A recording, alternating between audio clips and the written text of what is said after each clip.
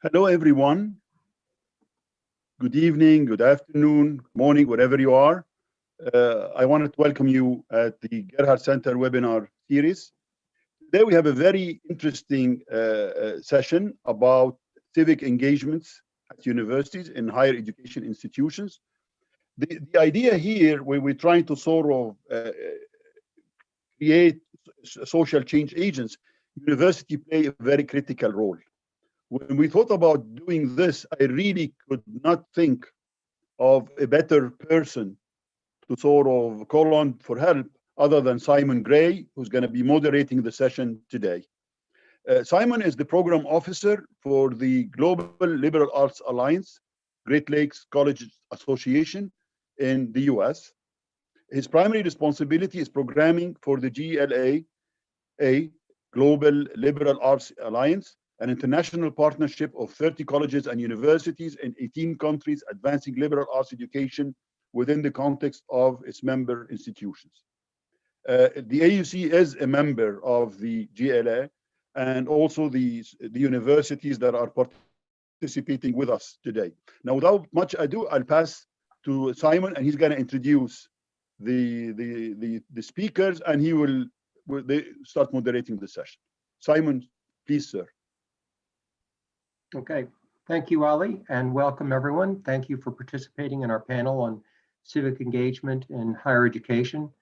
As Ali says, I'm a program officer for the Great Lakes Colleges Association, and the GLCA manages the Global Liberal Arts Alliance. Recognizing the increasing importance of civic engagement in higher education, 5 years ago, we hosted an institute on civic engagement in higher education. And there was a wonderful conversation, a wonderful set of conversations.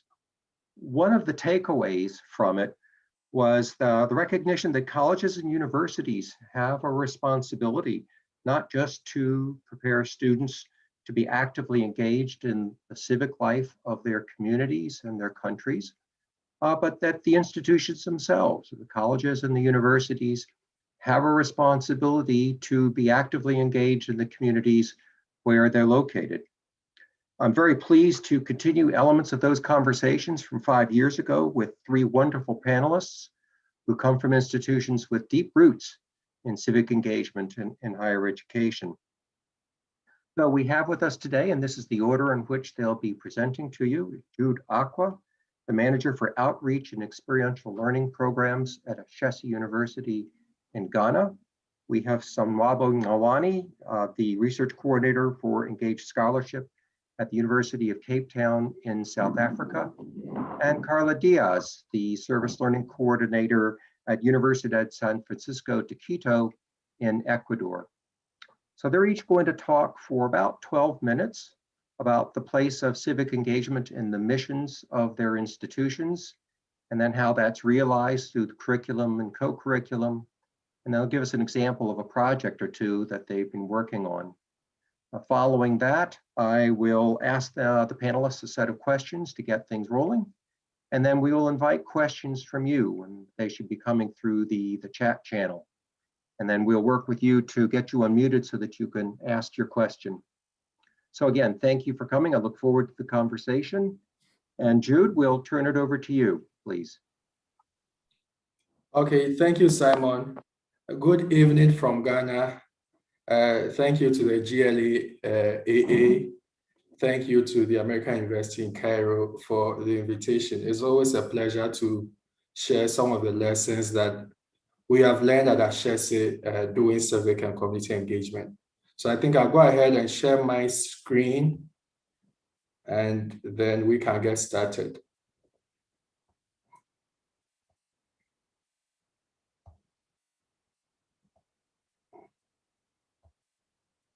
Okay, so just to confirm, Simon, does everybody see the screen?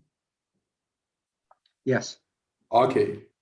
Okay, so good evening once again. I want to share a few things, mainly stories about some of the work we do at Ashesi to give you a sense of our community engagement, ethos, and work. So I'm going to go through, I'll briefly introduce Ashesi as an institution. I'll go through our curriculum, and do a bit about the culture of student initiatives. I'll tackle the support that we give to student initiatives, and then deal with the Ford Foundation's Fund for Service as an illustration of one such program. Tackle a bit of what students gain from the program, and that will run through the presentation. And then ultimately, I hope to end provocatively, philosophically on why this whole thing about civic engagement, or what we call outreach or community engagement at Ashesi, why it matters. So for context, Ashesi University is in Brekuso in Ghana. It started in 2002. We admitted our first batch of students in March 2002. And basically our mission is educating ethical entrepreneurial leaders for Africa. Currently, we have over 1,200 students from about 20 African countries represented on our campus. So we are a very Pan-African institution. Our academic majors are business administration, computer science, and management information systems. And since 2015, we've had majors in engineering. So computer engineering, electrical and electronics engineering, and mechanical engineering. So the group you see here actually belonged to our first engineering class. They graduated in 2019. So Ashesi has your typical liberal arts core model, liberal arts curriculum that goes with the majors. So we have an interdisciplinary core of subjects in the humanities, the social sciences, math, and computer science. And the intention is that this would allow students to be able to connect different kinds of knowledge and build a certain capacity to deal with ambiguity and manage problem solving in a complex world. Now, two major courses that I want to emphasize this evening in light of our conversation is the Foundations of Design and Entrepreneurship course, and then the Leadership Seminar Series. Foundations of Design and Entrepreneurship is a year-long program in problem solving, entrepreneurship. So we take students through design thinking and all kinds of entrepreneurship tools to equip them to be able to go out there and tackle problems and perhaps define a business or financial model to roll out the solutions that they discover. Now, the Leadership Seminar Series is also a mandatory four module track for every student. So for leadership, one, students deal with the question of who is a good leader. So what should be the approach or the disposition or the character of a good leader? And they discuss everything from Machiavelli's The Prince to other historical figures to servant leadership. For leadership too, they come to terms with rights and responsibilities and ethics. So here the discussion is more about the political aspects of leadership. Leadership 3 is economic organization of a good society. So how, for societies, what is the most efficient way to harness the wealth of the society or the assets of the society in a way that brings benefits to the greatest number of people? And it ends with leadership 4, which is leadership as service. So for leadership as service, students, as part of leadership as service, students actually do 40 hours of what we call service placement. So this is volunteer work. You go out there and they usually would volunteer with schools, with orphanages, with clinics, or sometimes they initiate their own short-term projects to satisfy the leadership for requirements of service placement. So this generated, over the years, this culture fostered a system where students tended to initiate a lot of projects to intervene in all kinds of social problems. So we started to think through what ways we can support students more comprehensively in a more structured way. One model was a Dalai Lama fellowship that we had signed up to since about 2013. Ashesi, every year, one Ashesi team of students will get about $7,000 to $10,000 to run a high impact project. And they would receive this the funding as well as training. So this was a good model. When we were considering building something of our own, we piloted something we called the Summer Community Engagement Grant. in the summer of 2015, where students will be given about $300 to implement a project in lieu of an internship. And based on some of the lessons that we learned, it allowed us to pitch and then secure some funding from the Ford Foundation in 2015.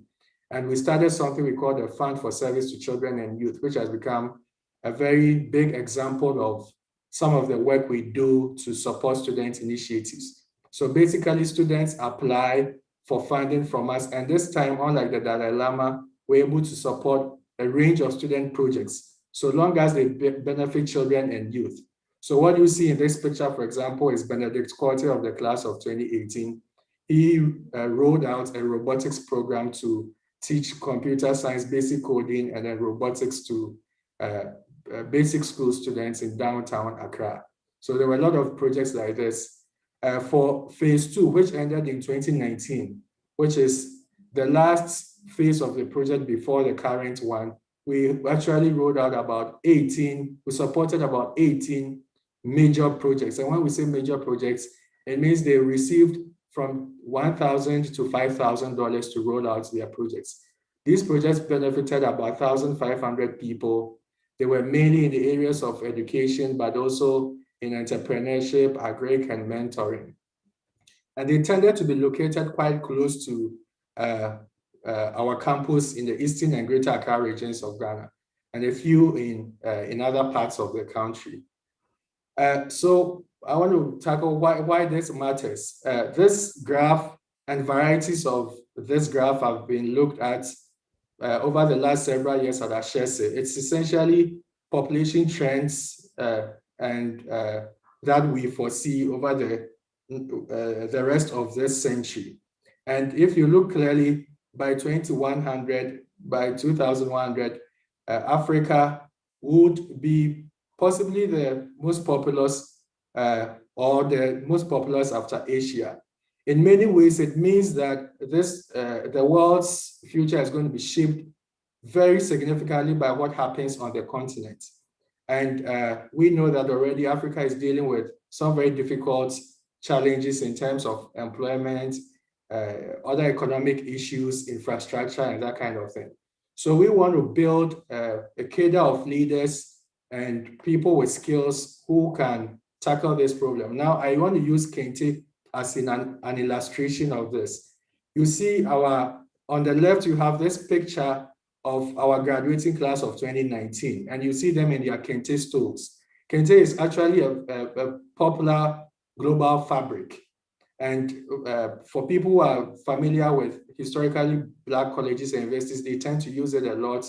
It featured in the Black Panther movie, where congressmen and women in the United States put on Kente stoles when they were paying some respects to George Floyd after that incident last summer. But on your right is another picture which shows you a typical Kente making factory or location, so to speak.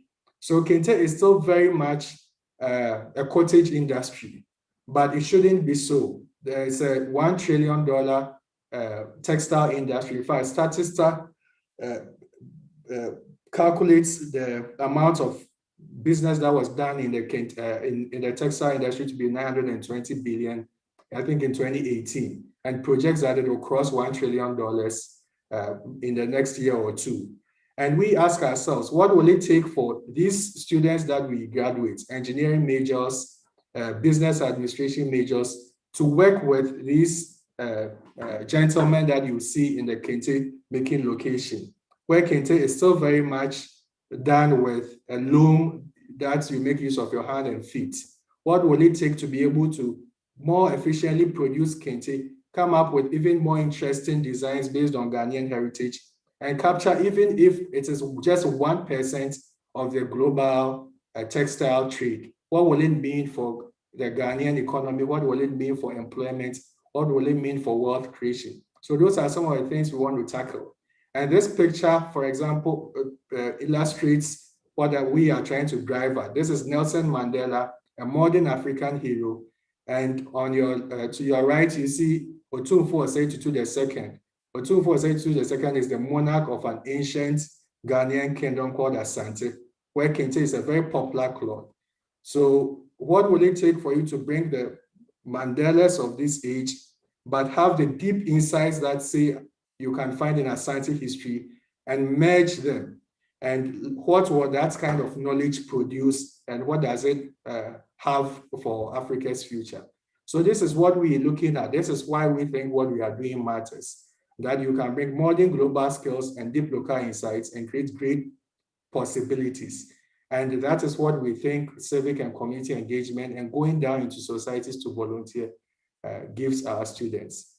So I'll end here, and then during question time, perhaps we can speak more to some of this. Thank you, Simon. Thank you, Jude. If you could unshare your screen, and then Sonwabo, are you ready?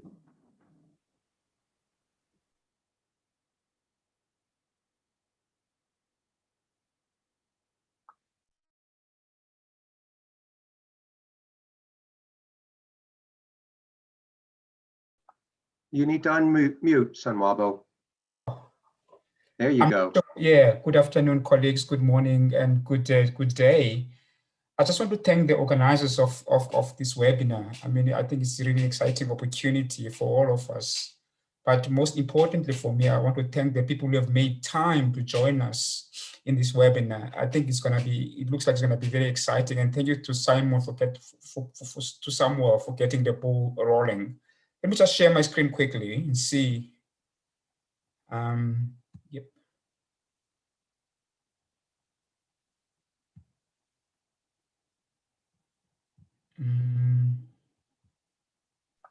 Okay. Okay, good. We can see it. Thank you.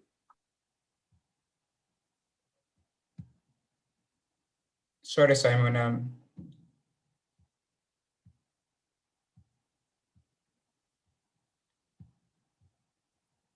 Can you still see my screen there? No, it's gone. Well, you're at the end of the slides. You need to scroll back to your beginning.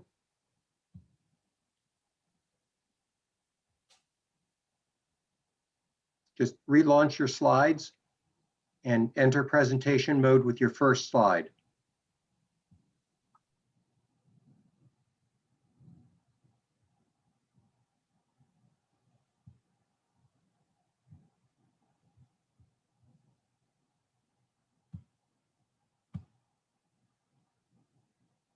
Oh, give me a second. I'll get it right. I always get it right.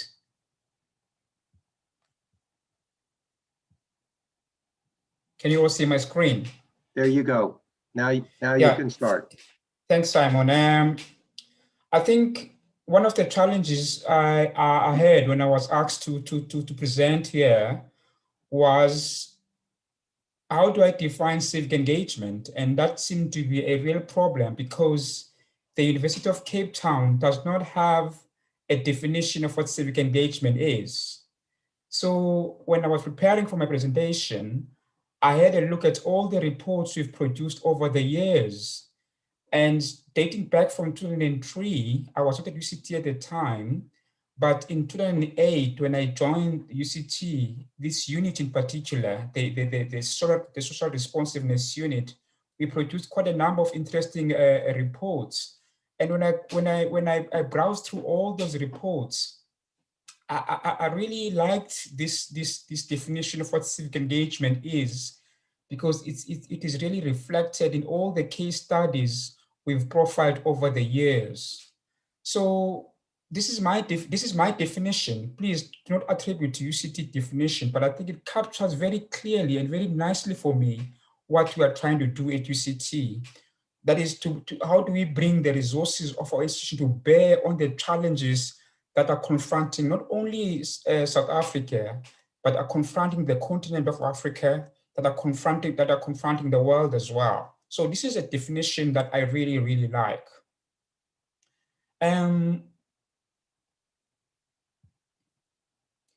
Right, and again, I just want to go back to the reports that we've profiled over the years. I mean, for anyone who has a chance, please visit our website and check check our social responsiveness website. you will see some very interesting case studies there of our work.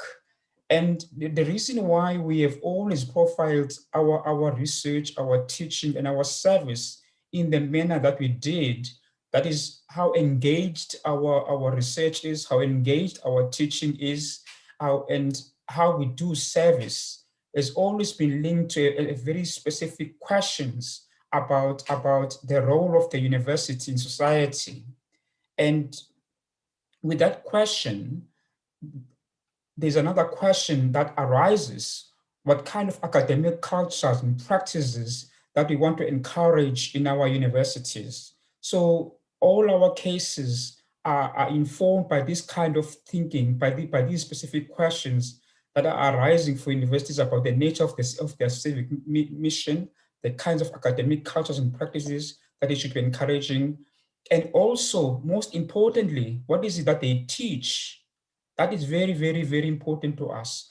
And this issue is captured very well in our policy, in our social responsiveness policy framework, which was approved by Senate in 2014, 2012, I think, in 2012 to be more specific. And I know it's quite an old policy framework, but it has guided our work over the years in terms of what we think about what we teach, about what we research, and of course, the kind of service we want to provide to society. So, as I said earlier, the policy framework was adopted by Senate and Council in 2012, and I know that in many institutions, a popular term is community engagement, but at UCT we had a different understanding of that term because we realized that it was problematic. For an example, how does one begin to define community? How does one define engagement? So instead of adopting community engagement as a term to define our work, UCT decided to go for social responsiveness as an overarching term to define our engagement with society. And we ran into big trouble because it's not a very clear term in terms of how it makes a distinction between academics, administrative staff, and students. So we need to be clear in terms of what we're talking about, because when academics were going for promotion, they needed to be clear what their SR is. And of course, a very fluid definition does not really help. So we came up with a distinction between all these three areas: engaged scholarship, professional involvement, and civic engagement, with a particular reference to students. But I need to emphasize here, Simon, that civic engagement does not necessarily refer to students only, but it probably refers to all the staff at our institution. But in terms of getting academics to understand their work differently from that of students, we needed to emphasize the concept of an engaged scholarship that is drawing on their own academic expertise to engage with social problems, economic problems, and so on and so on.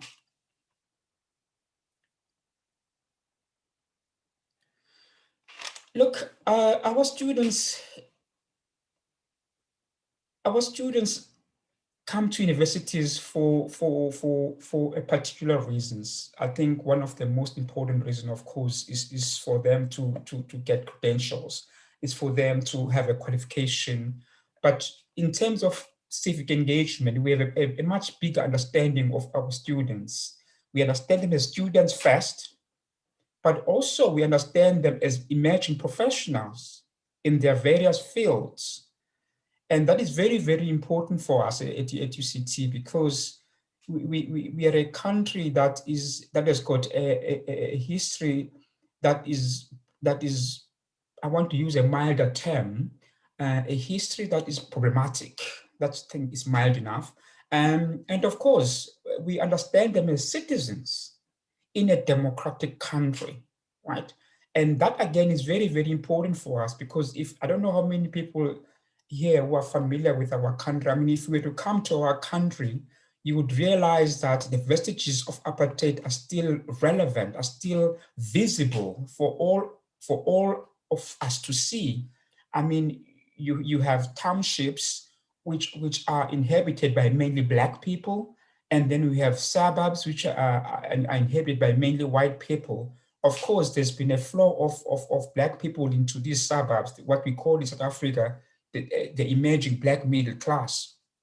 But the reality of the matter is that many of our students at UCT come from a wealthy background, the majority of them. And I don't know whether that is still the case, but the last time we checked, many of the students who were actually going out to communities were mainly white students. So it means that they were going out into contexts that they were not familiar with.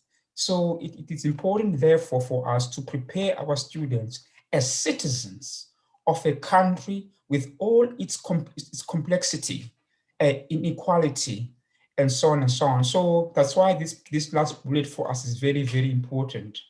Preparing our students for their future responsibilities as citizens of a country with an ugly history, if I may add.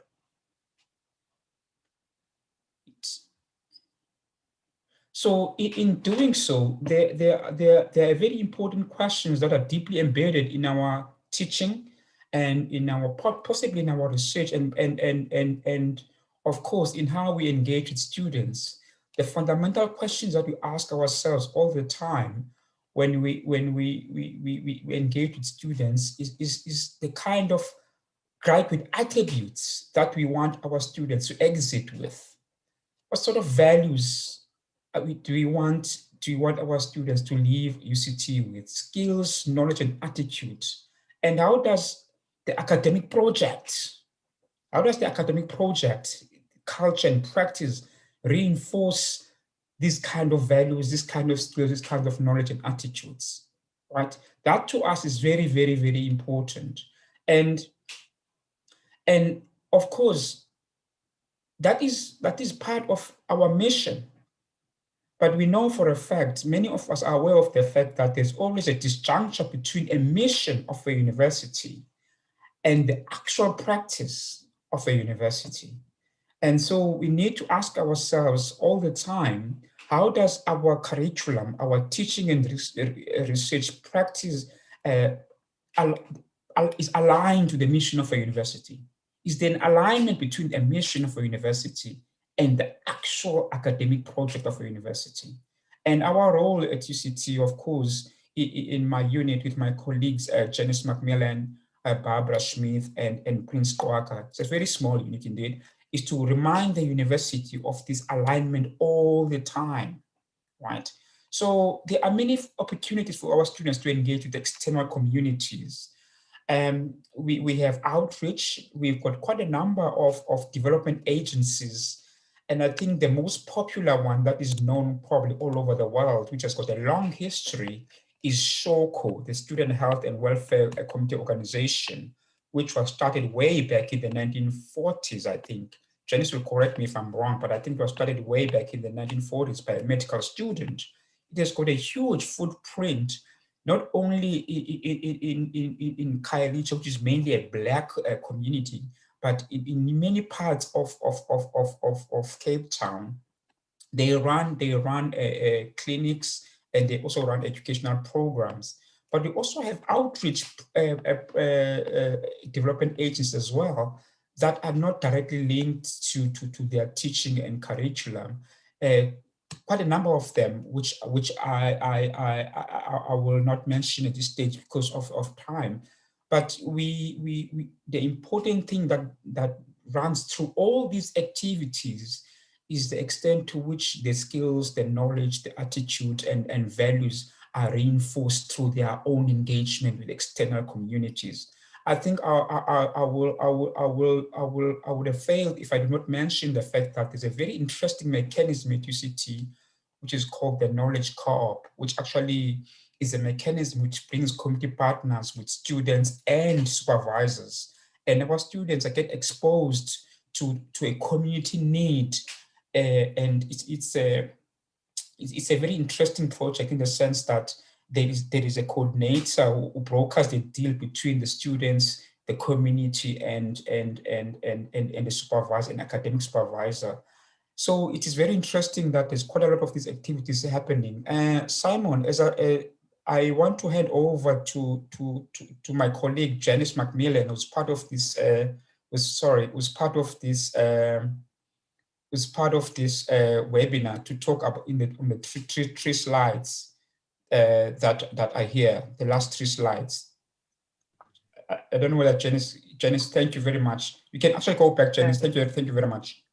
Yeah, thanks, Sonwabo. So you can just go back 2 slides, I think. You can just go back. I just want to check on time because I'm not sure. I mean, what is how much time do we have there? Let me just get the slides. You can just go back in Sonwabo. Sonwabo, you'll need to start over. Relaunch the slides, please. Okay, sorry.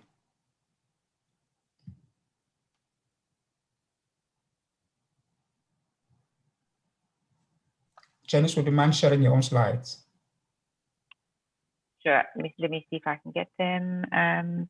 Sure. Let me do that. Hang on a sec. Sonwabo, you need to stop sharing if you could. Oh. Click the stop sharing button. There we go. Janice, I gonna.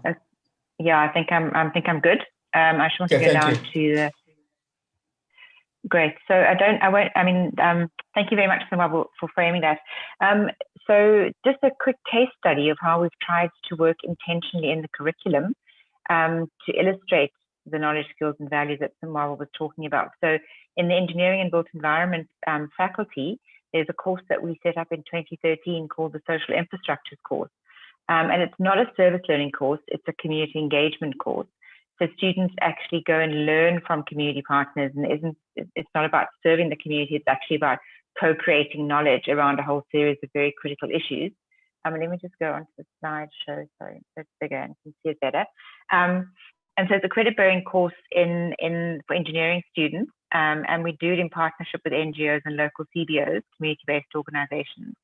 And students actually work with a range of activist organizations in the city to learn about their practices actually of citizenship largely. But this notion of social infrastructure is to bring into the framing of engineering education the fact that people must be centered to what engineering students think about. Technical knowledge without people is actually redundant. So how do you actually bring people into thinking about yourself as an emerging professional? So what we try and do in this course, that's the course code, is we try and make the social context explicit.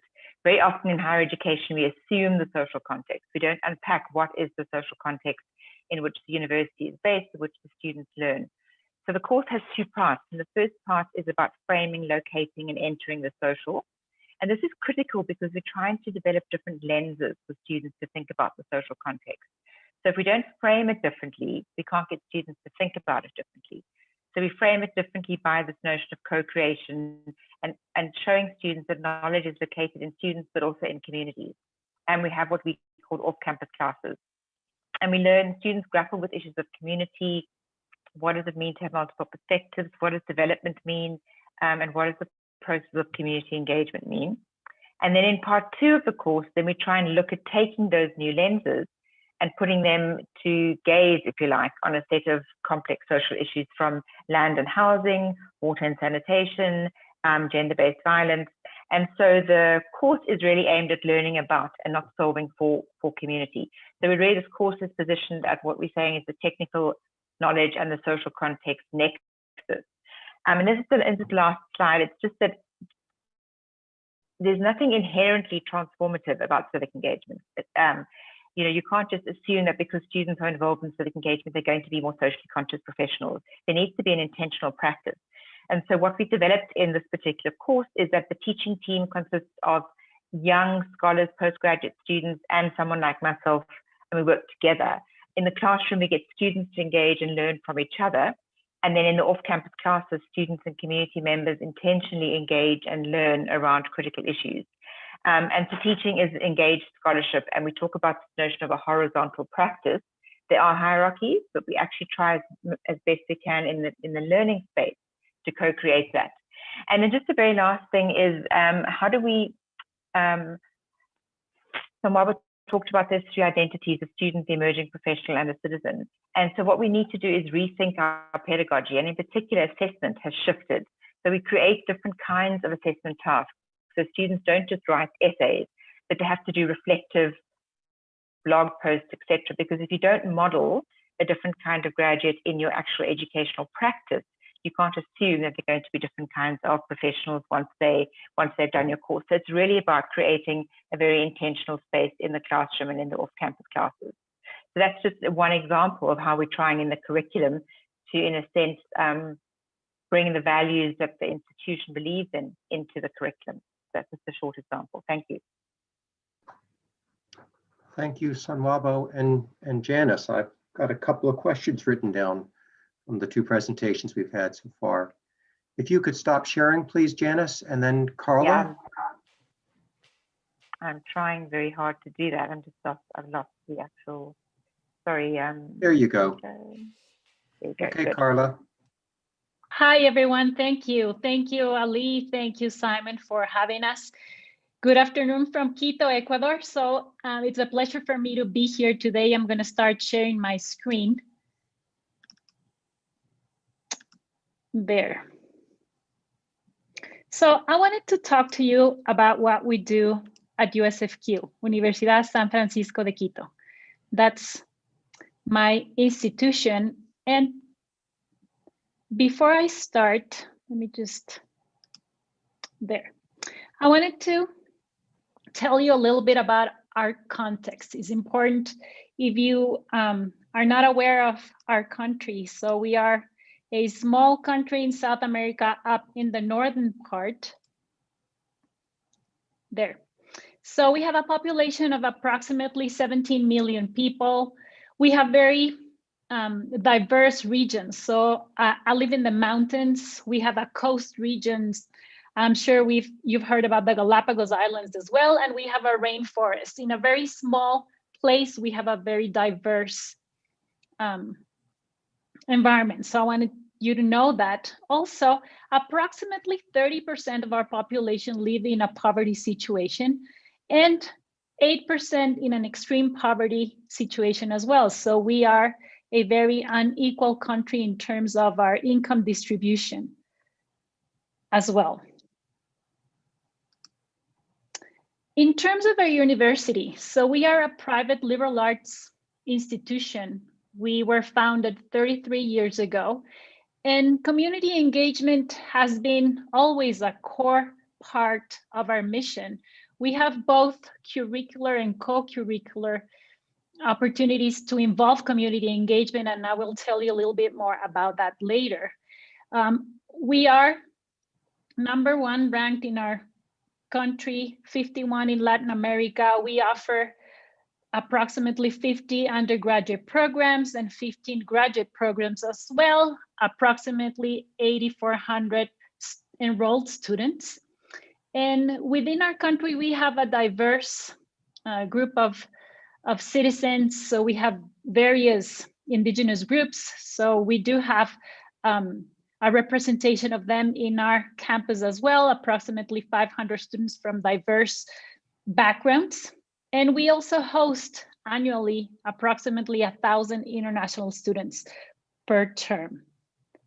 So with that in mind, I wanted to talk about how do we promote community engagement. So our previous panelists were talking about what that is, what they consider it within their institutions. So what we do at USFQ is we want to move from a more traditional approach that usually students have when they come in. They view themselves as people that are helping. We want to move totally from that. And what we do is within our liberal arts general education curriculum, all of our students take a service learning class. Regardless of their major, they take this course, and we focus on a strengths perspective. So as Janice was saying, we build, even though we call it service learning, we co-create with our students.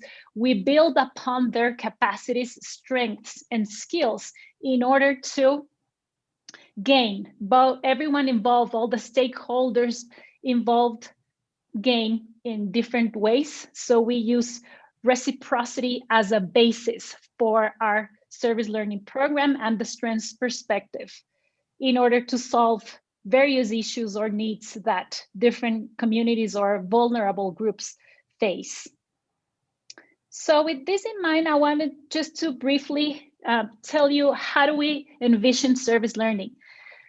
So the hyphen between the two words means that both are equally important. So currently during COVID times, you need to know that our service has changed drastically. Before COVID, our students would go out face to face in to work with different vulnerable populations. We used, that's called direct service, as you know. However, now, during COVID times, it's been a year, we have been using indirect service. That's project-based service learning. So our students create also communicating with our community partners, different projects, different deliverables, and work together from home because we are unable to go back to campus yet or go out to do direct service. So that's what we're currently doing. And the service component is fulfilled through the project and the learning. I'm going to tell you a little bit more about how we combine both. So we want this to be a very reciprocal relationship. All the stakeholders involved are going to be equally benefited. So we have a very clear distinction between service learning and internship, volunteerism, or any other forms of community engagement. So I wanted to tell you also a little bit about what we've been doing at USFQ. So we've been around for 33 years, and ever since the university started, we have had different forms of community engagement. However, in January 2011, we just celebrated our 10-year anniversary using the service learning methodology. We transformed this requirement that existed previously. We had lectures with a hall filled with 300 students with no reflection, no follow-up. Students would just do community service. It wasn't service learning. So 10 years ago, we started implementing this experiential learning methodology, and we transformed it to 25 student classrooms with reflection. You know that service learning has very core specific principles. One of them is reflection. So what connects the service with the learning is the reflection, which is guided and intentional. And our students meet for 1.5 hours on a weekly basis. We are doing that remotely currently, and they're developing their projects, as I was mentioning before, and I'm going to tell you some examples also.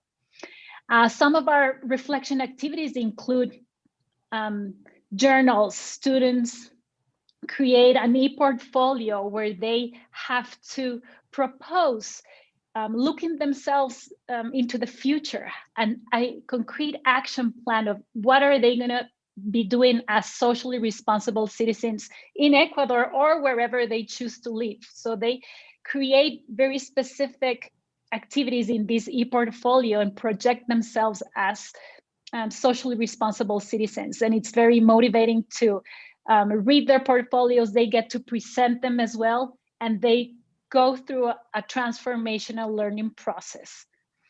The topics that we discuss in the learning part of our class include the strengths perspective that I was mentioning before. We want our students to leave this idea that working with a community means that I'm going to go inside and maybe solve something for an individual. So we want them to actually challenge those mental schemes that they usually have and introduce them to the strengths perspective model.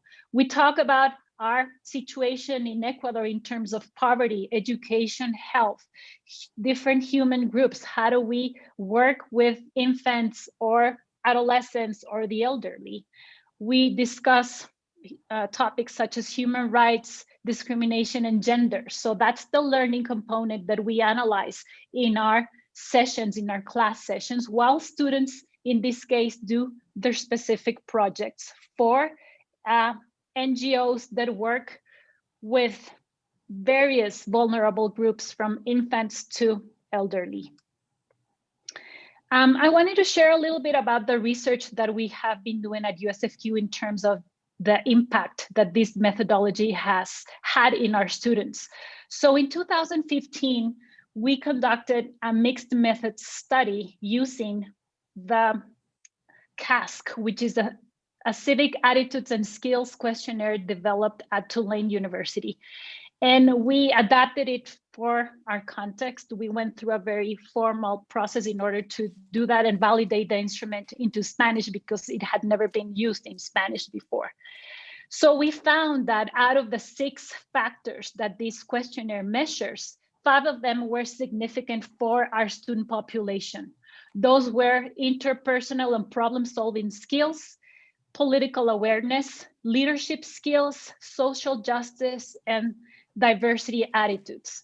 We conducted also in-depth interviews with students, and from that analysis, students mentioned that they were able to question their role in our society. They questioned their empathy role as well. They mentioned how they went through a transformational learning process. They mentioned how motivated they were to continue to be involved in their communities as well, and were able also to question different mental paradigms such as what is poverty, how is it like to work with the elderly or diverse groups of people from what they were used to. Currently, we are conducting another study because we've just analyzed the student impact, but now we are using the SOFAR model, which takes into consideration the rest of the stakeholders. So not just students, but the organizations, faculty, the administrative staff involved, and the residents, which is the community. So we're currently conducting that in terms to see what's the impact for the rest of the stakeholders as well. So we are using the methodology also in other classes that are not required, because remember, all of our students have to take this mandatory course as part of our general education program. So another thing that we do at our office is we train faculty that are interested in using this experiential learning methodology. And we've had very positive results as well. So we, as an office, we are in charge of training the faculty. We're in charge of finding a community partner that is willing to work with that professor. And we do follow up and accompany them throughout the process. So we've had various examples. For instance, in an industrial engineering class, students did an ergonomics study for the organization. They visited them and created a concrete plan for them. In a ceramics class, a group of students, when we were still before COVID, they were able to go to a public school and created a mural with the students in an elementary school. In our writing a rhetoric class, instead of just writing essays and learning English, in this case, they created material for a public school in order for the children to learn English. So both objectives were fulfilled in that example. And in a marketing class as well, our students were able to create a strategic plan for small businesses while learning marketing principles as well. So those are another example of a curricular civic engagement class. In a statistics course, you can see some students there were facilitating statistics classes. Instead of just learning theoretically, they actually went to a public school near our university and engaged with adolescents in that particular example. And I wanted to mention also a co-curricular example that we have. Each one of our majors at our university has community engagement projects. So I'm also part of our education faculty, and we have a school Fab Lab project that trains and works with teachers from our rainforest region in Ecuador in STEAM initiatives. So we've been there and trained faculty and students in virtual reality, how to use drones, augmented reality as well. So those are some images of that specific example as well.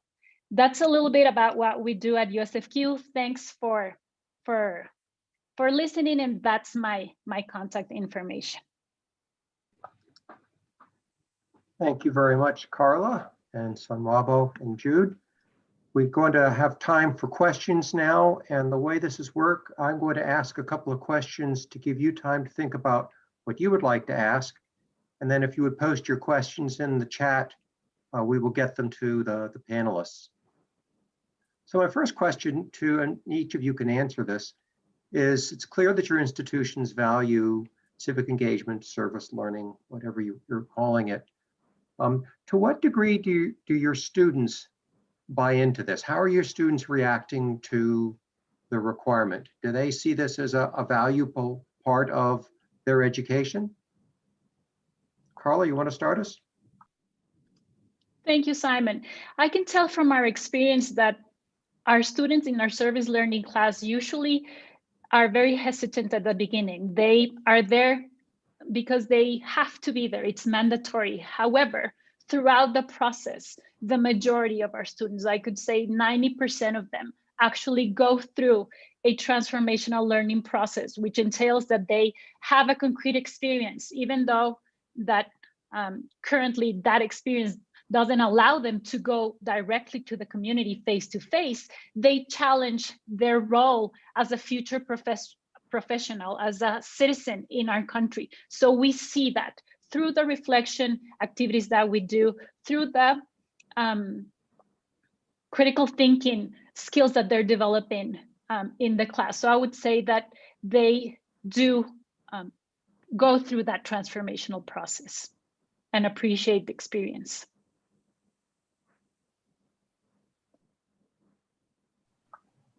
Jude, how is it for students at Ashesi?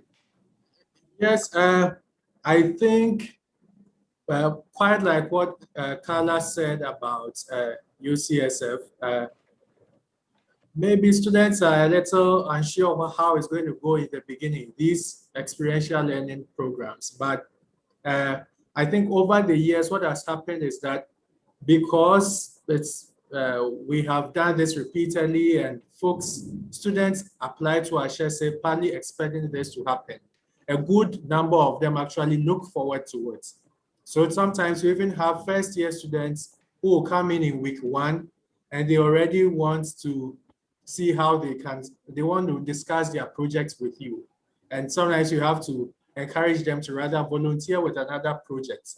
So at around the second semester of second year or the first semester of third year when they are in leadership 4, service learning, the service placement is something they're already looking forward to as part of leadership 4. And for some of them, it's actually an opportunity to test ideas about social enterprises that they want to run. So in our case, definitely a little hesitant, not sure how it's going to go, but folks, I think, look forward to it. Okay, thanks. Sonwabo and Janice, what would you like to add to that from Cape Town? Yes, yeah, the University of Cape Town has got over 28,000 students. The last time I think I was informed. And I happen to be part of the Department of Student Affairs selection committee on student projects related to social responsiveness, civic engagement in particular. And we received quite a number of interesting applications from students, which for me is a reflection of their interests in the field of civic engagement, broadly defined, of course, outreach, volunteerism, and of course, related to curriculum as well.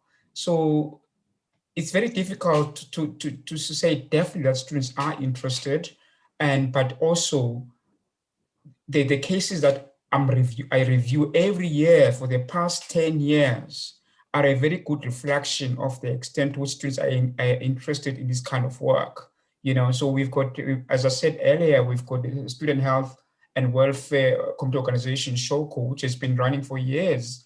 And we've got quite a number of other development agencies at UCT and we call them societies that are involved in this kind of work as well. So there is interest I won't be able to measure it, but there is huge interest amongst our students in this area of work.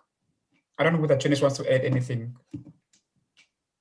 Barbara, just to support what you said, actually, I think there's a lot of interest, and just in that engineering course case study that I spoke of. I mean, Karla, your point about reflection is so critical, because I think that engineering course has a waiting list every year. It takes 120 students, and students have heard about it, and they've heard that it's not just about their knowledge and their skills, but it's about them. It's about their being, and focusing on that component of them. Many students say they want to do engineering, as an example, to solve the problems of the world.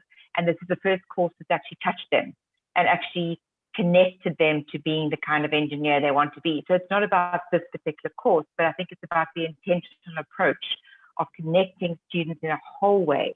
And I think in true engagement and service, you have to be completely present. And I think that some students could perhaps run away from that, but I think students feel connected. I think if it's done well, I think students really get a lot out of it and are very keen for it.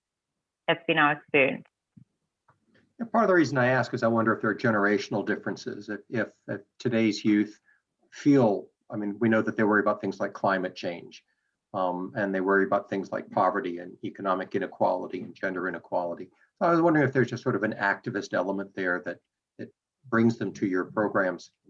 Is it the case for each of your institutions that all students are exposed to service learning or civic engagement? They've got to go out into the community, or is it a select number, for example, who take the engineering course? Janice and Sonwabo, how about you start this one this time?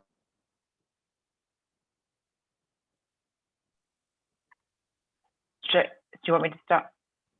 No, so it's a really good point. We don't actually have a huge number of programs that bring this into the curriculum, and there is a few programs that do it, and those are the ones that attract students. But I'm quite excited because just in a couple of weeks' time we have a meeting actually to try and do, I think, Karla, what you talked about, to actually how do we embed social responsiveness into the undergraduate curriculum across our faculty. So the university is moving in that direction.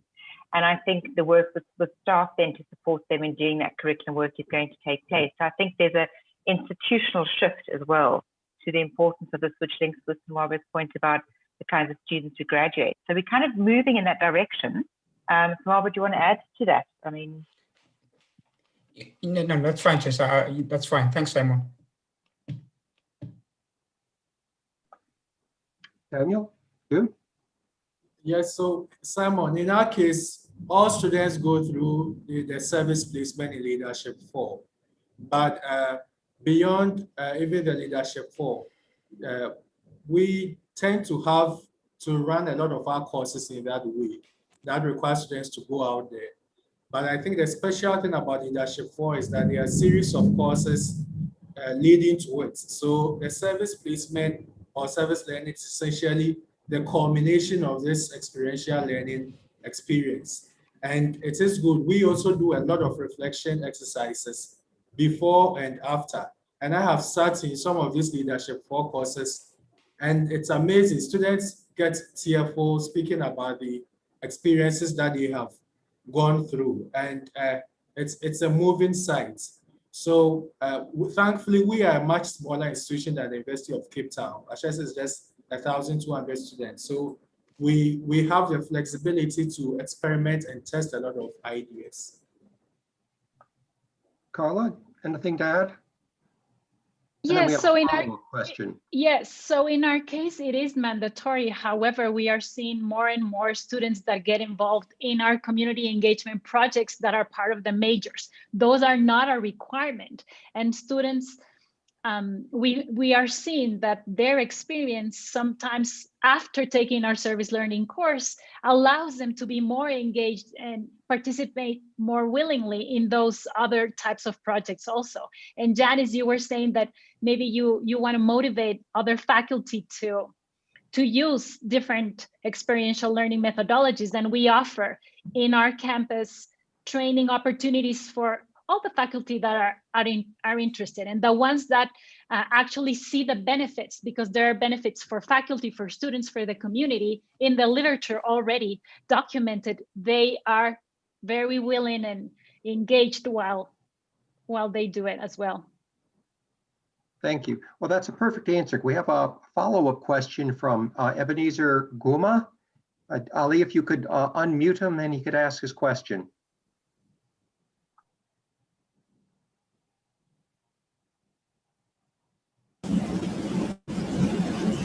Thanks a lot, Simon. I'm not sure if you can hear me well. We can hear you just fine. Thank you. Okay. I just wanted, my question was to Karla. I just wanted to understand, it seems she and her team have been able to do quite a bit of work integrating service learning as a core part of classroom teaching and activity. And often, you know, faculty may see service learning more as an auxiliary program, separate from what happens in the classroom. And I just wanted to understand how she has been able to navigate so well with the faculty. Thank you for your question. So remember that when we offer these workshops, they're open, they're voluntary. So people that come in are already motivated to do it. And what we do is we analyze their syllabus. So sometimes we need to reframe their learning objectives. Sometimes we don't.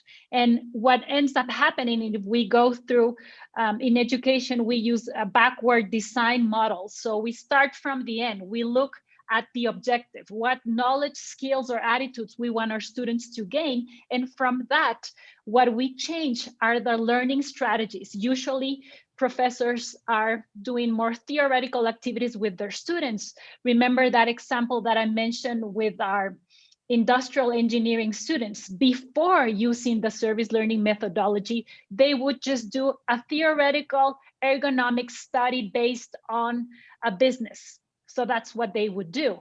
And with the service learning methodology, they actually went to different NGOs. They went to a health clinic, they went to a public school and to an elderly home. They visited the site, they spoke with the key people in each organization, and they were able to create the same ergonomic plan that before was just very theoretical through the service learning methodology. So the professor involved in that case was, she could differentiate what she used to do before and what she's doing now. And she could see the students where she reported that the students created much better ergonomics plans than before. So it's just when the faculty see the benefits, as I mentioned before, they're going to start using it more and more. And at USFQ, we're going to start using a badge system. So every class that uses service learning is going to have a specific badge. So students know that when they sign up for that specific course, they know that it's going to have a service learning component. Thank you. Jude or Sonwabo or Janice, is there anything you'd like to add to that from perspective of faculty at your institutions? Have they bought in? Is there resistance? How are they supported? Anybody? I think I'll allow Janice to go. I mean, yeah, so I mean, we do have a staff development support unit, and I think that's where we need to do more work actually, is to build it into the activities that happen there. But I really liked, Karla, I really liked the idea about not assuming that people haven't got something you can work with. So you take a syllabus that already exists and you kind of look at it and you ask slightly different questions of it. So it's not like you have to go right the way back to nothing. It's to kind of, you know, bring the current work in and recontextualize it. And I think that's a really interesting way of thinking about taking what exists and then working with faculty towards a different kind of outcome actually.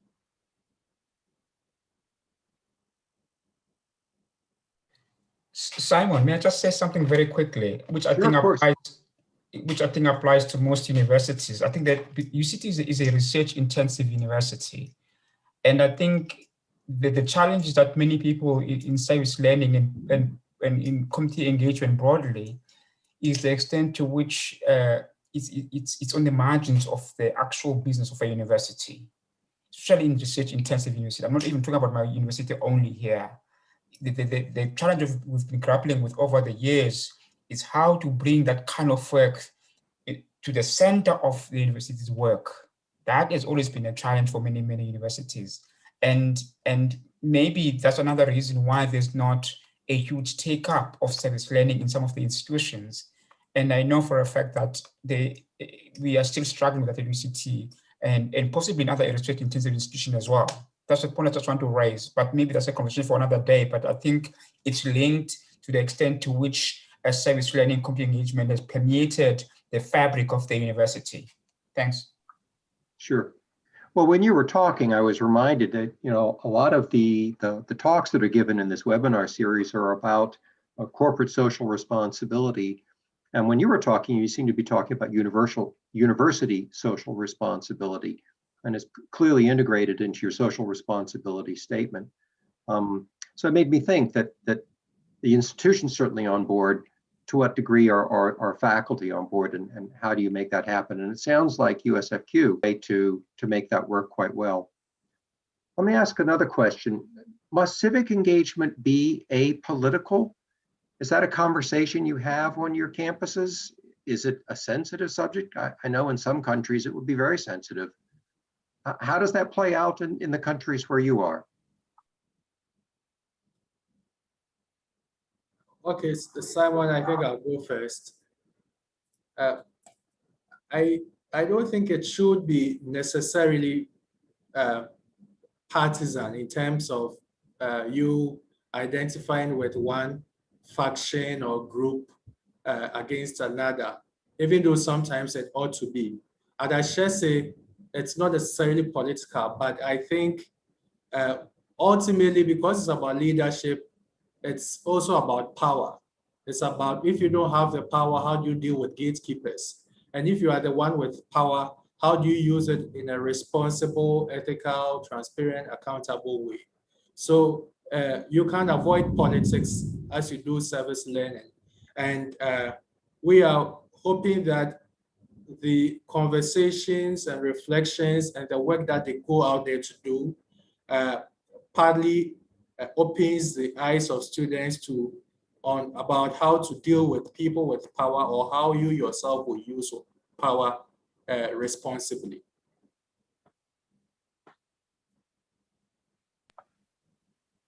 Karla, Sonwabo, Janice, anything to add? I think Karla, go ahead, Karla. Okay, so I think that there's different topics that emerge while, at least in our case. So we specifically do talk about discrimination. We talk about gender issues. We talk about human rights. So those topics are already out there, and students in their projects, or if they're doing direct service, are reflecting and are experimenting them in different ways. So I think that's political, even though as Jude was saying, we are not engaging in or supporting specific groups or ideologies. It's part of how we are being involved in our society, in our countries' issues, as any other country. So they are involved intrinsically there all the time. Simon, may I just add to what Karla just said? I mean, if you go through all the UCT policy positions around this work, one phrase which runs through them is social justice issues, which makes the work very, very political, in my view. You know, so we deal with a number of issues related to gender. We talk about quite a number of issues related to positionality. You know, yeah, look, I don't want to expand on what we mean by social justice, but our policy framework is deeply rooted in that concept of social justice, which I think, in my view, is political, you know. Okay, thank you. As you were talking, and you were talking about power differences and working within the campus and then with the with the local community and perhaps regionally, so beyond the local community. One of the things that occurred to me is this relationship between civic engagement and students and faculty going out and doing work and leadership development. I know that at Ashesi, I mean, there's 4 course sequence that all students have to take. But do you have thoughts about whether or not this develops leaders? Do your students think of it that way? Simon, to be clear, you are asking whether students also process the 4 course sequence and these experiences as leadership training. Yes, indeed. I think even the name that we give to the seminar series suggests that to students that we are being intentional about grooming them to become leaders. And apart from that, leadership tends to be something we emphasize quite strongly on campus. In fact, it's stated in the Ashesi mission and vision. It's something we keep on harping on. So I think students get that sense. Sometimes it's a little vague until they have started going through some of these conversations in the classroom, around campuses, through the initiatives that they start with their colleagues, and sometimes in the kind of opportunities that we present for them to engage with external parties also about leadership. But ultimately, I think as students are graduating or in the final years of their experience at Ashesi and right after, my sense is that they get to develop a strong sense of leadership responsibility. That leadership is a hallowed what do you call it, concept, and anybody can be a leader, and all that it takes is the empathy to care and the willingness to dig for solutions and the ability to work with people to implement those solutions while you continually learn. Okay, thank you. We have a question from Bright Ponta. I will see if I can unmute you. Maybe I can't. Yes, I am. Yeah, hi. Thank you very much, and thanks to the panel for that very thorough things that you're doing on your campuses. My question is this: so, in many Western universities, I know there is this problem of class when it comes to people engaging with community outreach initiative. So I think I've seen a couple of studies that normally says that most of the kids who are more likely, most of students who are more likely to engage with this initiative are people who are from well-to-do families. So they do not have the struggles of either working part-time after classes and other things. Is this an issue that you guys are facing on your campuses? And if that's the case, how are you dealing with that? Thank you.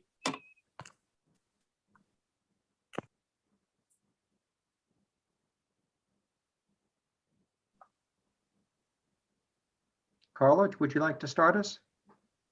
My connection was a bit unstable, so can you maybe repeat the last part, please? Yes, I'm unmuted now. Thanks. No, I think I was trying to understand one of the issues that I know many Western universities tend to face is the idea of class playing a massive role in how students engage with community outreach initiative. So the idea that people from certain classes do not have part-time works after classes, so they can actually take part in these things. So I think, or there is that financial burden that they do not have, so they can actually afford to take part in things that they see at times. I know that, I think you talked about so basically I think what I'm trying to figure out is that in the universities that it's not this community outreach or this civic engagement, it's not seen as a requirement, but it's seen more as an enrichment or as an extra thing that can help you. How do you deal with the issue that there's an element of people getting involved are from classes that are from families that do not require them to, from backgrounds that do not require them to basically engage in part-time jobs, so they have the time to actually afford to be involved in helping others in the community? if that makes sense. Thank you. That's yes, right. So our students, remember our students, all of them are required to take our service learning class. So regardless of their major, they're going to be involved. And of course, they come from different backgrounds, some come from public schools or private schools. And here in Ecuador, there is a big gap between public and private education in high school. So our students are continuously challenging their role within their families, within the university, within society. So that's part of the reflection process that we go through in our class, in the journals that they write, in the portfolios and the future action plan that they do at the end. They're questioning their status, their role, their privilege, because if they are studying at USFQ, they are a very privileged group. Many of our students have financial aid or scholarships, but keep in mind that only approximately 10% of Ecuadorians have access to higher education. So they're already very privileged when they're studying with us. And I think that throughout these guided and intentional reflection activities, they are continuously questioning their status as citizens and future professionals. Sonwabo, do you want to speak to the question? Yeah, look, Brad is asking a very interesting question, because in South Africa, I don't think it's only a case of class, it's also a question of race as well. Because in my institution, the University of Cape Town, I do not know to the extent to which this has changed, but over the years, the students who were actually going out were white students. And the majority of our students at UCT, even some sprinkling of Black students, come from rich families. The issue of class, that's where the issue of class comes in as well. But over the years, it has been interesting to observe that there's been a growing number of Black students who are also doing a lot of outreach work. But in South Africa, the issue I want to raise, Simon, is that there's also an issue of race as well. That's why in our conversations with when I was on the board of Ubunye, a development agency, the issues that we raised with them was, of course, the need for them to be conscious of their position in society, to be conscious of their power relations, to be conscious of the fact that they are encroaching into context that they were not aware of. I think very similar to what Karla just said now about how they enter these communities given the history of our own country. Yeah, I think Brad is asking a very important question, which I don't think we have resolved in my institution either. Yeah, I don't know whether Janice wants to add anything to that, but I don't think we've resolved it. But there's a growing number of Black students who are also happen to be rich, actually, who are also going out to do voluntary work. I mean, maybe just to add quickly onto Sonwabo's point, I was involved in a program on global citizenship for several years, and it's a co-curricular program. And then you hit up against the problem, because if it's co-curricular, it often eats into the space and time that some students actually need to do additional work, take on a job to pay the university fees. So for me, that issue, that's why we need to try as much as possible and bring it into the curriculum, so it becomes kind of an equalizer. So Karla, your point about students all having to do that course, if it was in the curriculum, then maybe in a sense it doesn't do that privileging certain students and not others. As soon as it's over and above the curriculum, then I think you hit up against the kind of class and in our case race issues as well. I think that's something we struggled with in the co-curricular program. Thanks. Thank you. Jude, is there anything you want to add? We're at the end of our time. Yes, right. Once again, that's a terrific question. And we actually were partly motivated in looking for resources to support students, partly because of this issue. So even though every student goes through courses like the service placement and leadership courses, and therefore will get an opportunity to go and volunteer, there is a tendency for people with the resources to be the people, students with the resources to be the ones who go out there and do work, because you have to bear some cost, transportation into the community, if it's an educational project, some like teaching and learning aids. So what we did was that we try and harness some resources and make it available to students who would otherwise not be able to do get involved in initiatives, so that they can also get some modest resources to do stuff. And this has equalized or leveled the playing ground. The second thing I would say is that we have also made students understand, without they being cynical, that this is also in some ways a career preparation experience.